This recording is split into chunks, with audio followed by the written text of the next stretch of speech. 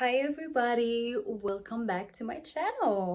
So if you guys don't know me, my name is Rita. Today I'm coming up with a new concept because in today's video I'm gonna be doing my makeup and telling you about one of my favorite serial killer stories. So gather around for a tale that will send shivers down your spine. And we're gonna be talking about one of the most successful serial killers of all time, and you guys probably never heard of her. Her name was Giulia Tofana. So Giulia Tofana was an Italian woman known for her role in producing and selling makeup that turned into a deadly poison known as Aquatana during the 17th century, and this poison killed over 600 men.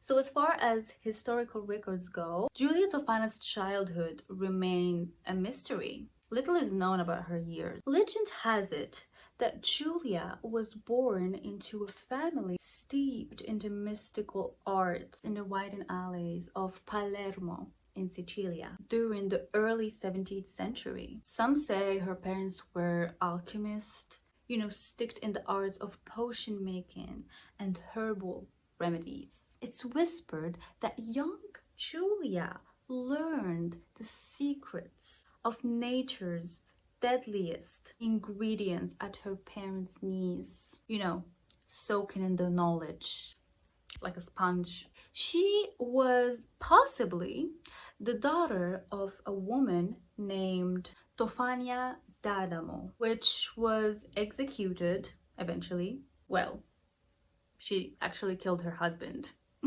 So Giulia was actually described as being a very beautiful woman, and she was mostly around people that sold and produces medicines and drugs. So due to that, that's how she learned to make her potions, her concoctions.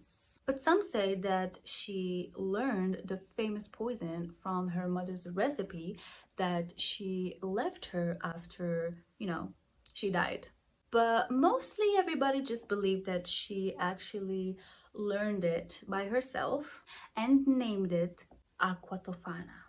Aquatofana was a tasteless, colorless poison primarily composed of arsenic and possibly other toxic substances, but it was also composed of the belladonna berry juice, which was historically used in Italy. Women would usually use it to dilate their pupils because, well, back then women used to find dilate pupils very attractive. And well, now you see someone with dilate pupils, you're like, you okay? Anyway, so this is why it was marked as a cosmetic product or even a remedy for various ailments, making it easy for women to secretly poison their husbands or unwanted individuals. But, it was mostly the husbands. Victims would often experience symptoms resembling to natural illness such as stomach pains or fevers, making it very difficult to detect full play. Also, let's not forget, arranged marriages was still a thing back then. So like women were forced to marry by their families, obviously without their consents whatsoever. And men had complete control over their wives and were left completely powerless. So like husband would often beat their wives and not face any type of punishment. Again, it was a time where we were seen as objects and accessories. Let's not forget that divorces back then was not a thing. Definitely not a thing. Nay, wouldn't even bring it up. Don't even bother. Just sit there, look pretty, and be a wife. So what do you do when you're in this unhappy, abusive marriages? Well, some say murder. Yeah, you heard it right. This woman wasn't your run-of-mile housewife. She was a mastermind. So the exact number of deaths attributed to Aquatofana, the poison, was pretty much unknown. It is believed that it has been responsible for like over 600, maybe even 1,000 men. So Tofana's rise to infamy began when she moved to Rome, where she established herself as a successful businesswoman. She capitalized on the social conditions of the time, where women often had limited legal and faced abuse or oppression within marriage. Tofana marked her poison, Aquatana, as a cosmetic product or a remedy for various ailments. With the help of her daughter, Giulia Tofana operated a network of saleswomen who discreetly sold Aquatana to their clients.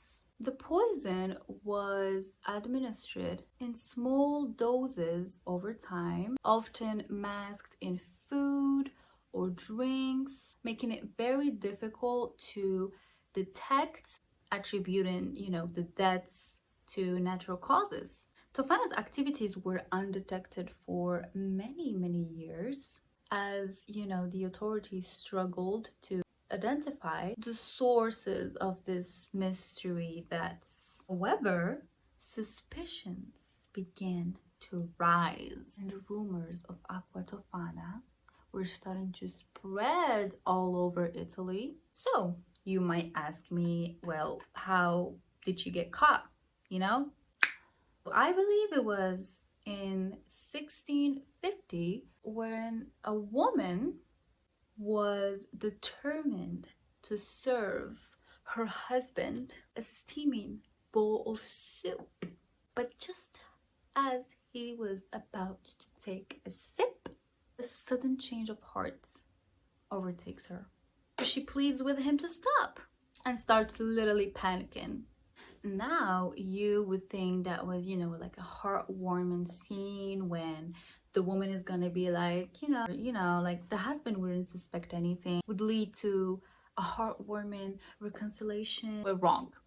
Let me just do my eyeliner off camera because, I need to focus, and I'll be back to the story. Basically, the husband started being very suspicious, and he started grilling his wife, pushing her until she spills the beans, And what do you know? Turns out that innocent looking bowl of soup was anything but poison, none other than the concoction of Giulia Tofana. After she spilled the beans, after she said what she did, she was like, listen, I'm sorry, you were abusing me, I was unhappy, you didn't love me, and that's why I wanted you to, And well, what do you know next? Obviously the husband called the cops. I'm sure you know the rest of the story. They arrested Giulia Tofana and her daughter in Rome, and they were executed for all their crimes as well. During her trial in Rome, both her and her daughter confessed to their crimes. So they were, let me do it. So as I was saying, they were found guilty of murder and witchcraft and were executed by hanging.